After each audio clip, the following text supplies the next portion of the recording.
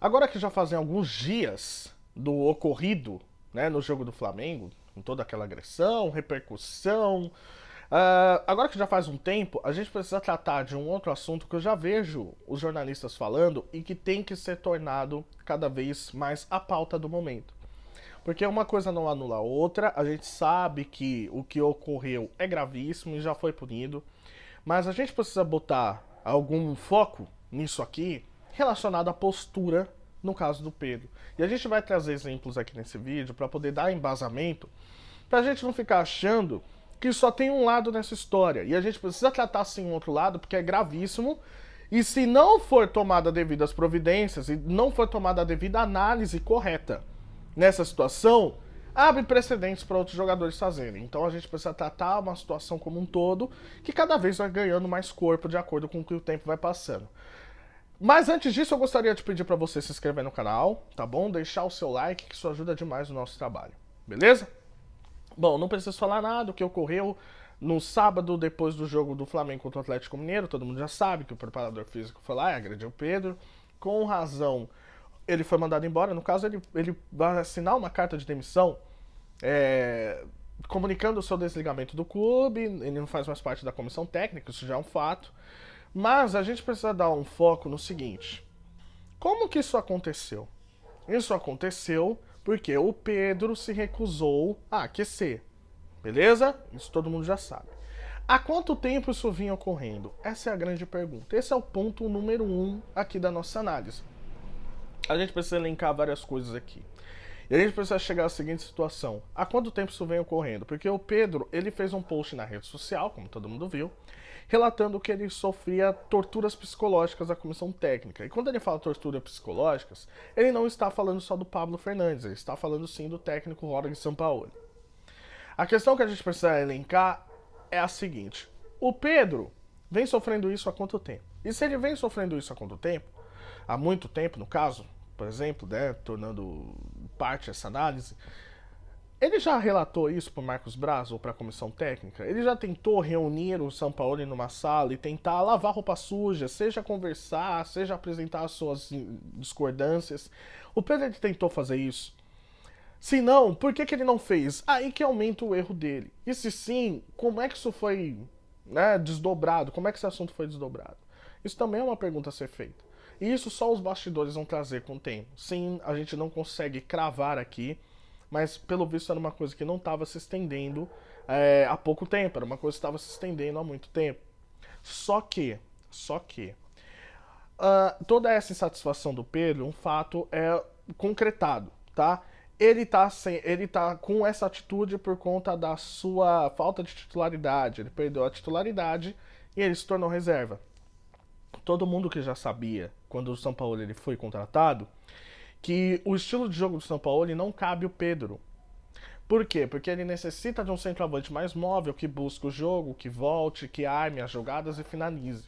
Que seja aquele cara que consegue fazer o perde pressiona e consegue elaborar bem em várias funções. O Pedro, ele é um cara de pivô de ataque, ou seja, ele é um centroavante clássico, aquele famoso camisa 9 que a gente sempre gosta no futebol brasileiro. Isso pro estilo de São Paulo, que é muito intenso, muito vertical, muito veloz, não cabe. Só que a gente pode interpretar isso de várias formas. O Pedro ele disputa a vaga tanto com o Gabigol quanto com o Bruno Henrique. E o Pedro ele precisa lembrar que ele nunca foi titular. O Pedro nunca foi titular de fato. Entende? Ele nunca foi titular nem com o Dorival. Por quê? Porque a gente precisa lembrar que o Bruno Henrique entrando no time, o Bruno Henrique entrando no time, o Pedro perde a sua titularidade. Só que o Bruno Henrique se machucando, aí que o Pedro ele ganha a oportunidade de ser titular e também contando com a boa vontade do Gabigol mudando de função. Então o Gabigol ele deixa de ser aquele camisa 9 que foi nos tempos do Jorge Jesus, ele passa a atuar mais recuado, como um segundo atacante ainda mais recuado, para gerar chances para o Pedro. E isso, inclusive, eleva o patamar do Pedro. Isso faz o Pedro crescer tanto que o próprio Gabigol deixa de ir para a Copa do Mundo e o Pedro é que se torna um convocado para atuar na seleção do Tite. Então, assim, contou com a genialidade do Dorival, contou com a lesão do Bruno Henrique e contou com a boa vontade e generosidade do Gabigol abrir mão daquilo que ele mais gosta de fazer para poder servir o companheiro. E isso nos leva a uma outra questão. O GE fez um levantamento, né, ontem, falando que o Pedro ele tem uma minutagem parecida do que os tempos do Vitor Pereira. Se eu não me engano, foi de 20 jogos, 14 o Pedro foi titular com o Rodrigo Sampaoli. Ele só não foi mais titular por causa do quê? A lesão do Bruno Henrique. Ou seja, o Pedro ele vinha sendo titular sim. É o que acontece. Depois do Bruno Henrique voltar, aí que ele diminui bastante a sua minutagem. Ele, se eu não me engano, ele jogou 28 minutos desde a volta do Bruno Henrique. Mas todo mundo sabe que o Bruno Henrique 100% é que ocupa aquela titularidade. E não o Pedro. Ou seja, o Pedro ele vinha tendo chance sim de titular. Ele, aparentemente, na reclamação dele, vem falando isso há muito tempo, ok. Mas o Pedro, aparentemente, ele sempre teve uma posição de titularidade com o Sampaoli. A questão foi o Bruno Henrique. E aí que nos leva a uma próxima questão também.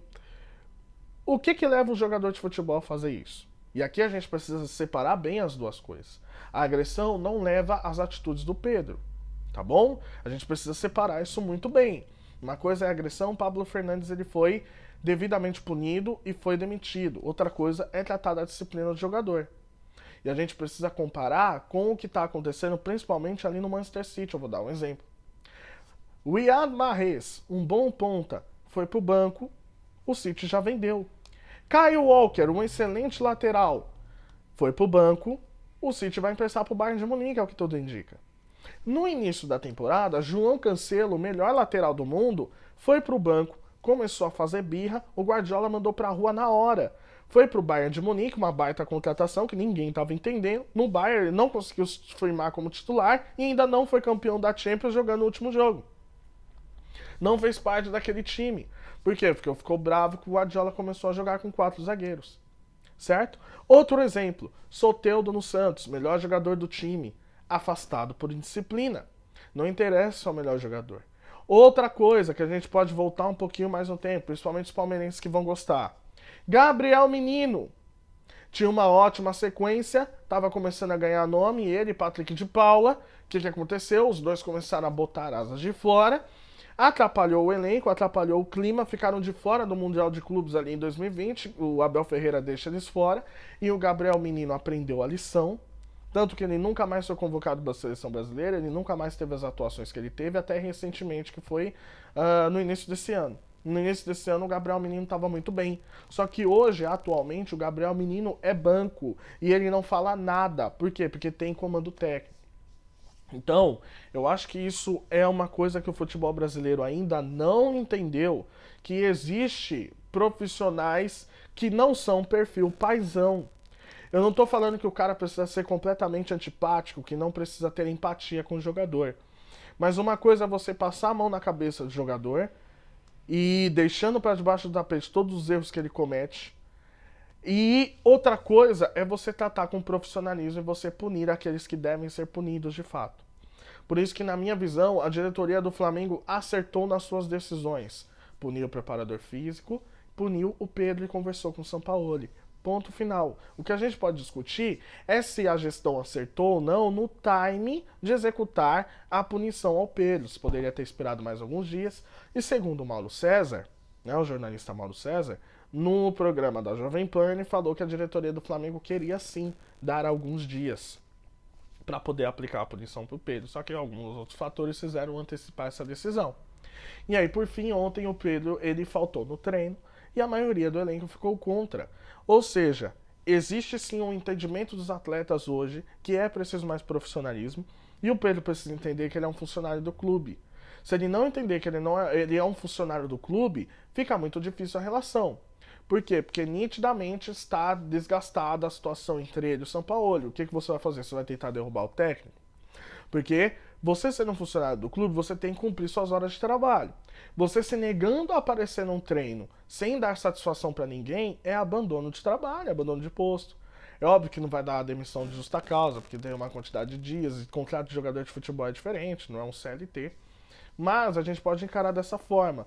O Pedro, ele está descumprindo um procedimento que é essencial, entendeu? Ele é um funcionário do clube e ele não pode ter esses atos de disciplina. A agressão não justifica o que aconteceu, mas a gente precisa sim dar foco nisso, porque é muito complicado. E esses exemplos que eu dei para vocês é o seguinte, não importa quão bom o jogador seja. Se o técnico ele tem comando sobre o time, e se o time ele tá tendo processo de ordem e disciplina, é preciso colocar os pingos nos is e afastar aqueles que querem conturbar o ambiente. Não interessa se você é um craque, não interessa se você é 9 da seleção brasileira, não interessa se você é boa pessoa. Se você está descumprindo aquela função, você precisa ser punido. Então, agora que a poeira está abaixando, agora que a situação está ficando clara, a imprensa está demonstrando de forma magistral que o Pedro tem culpa sim e ele precisa responder por isso. Eu quero saber o que você acha, deixa aqui nos comentários. Você acha que o Pedro está correto ou não? Você acha que o Flamengo está correto ou não? E qual você acha que vai ser o futuro do clube? Coloque aí. Não se esqueça de se inscrever no canal, deixar o seu like e tamo junto e até a próxima. Valeu!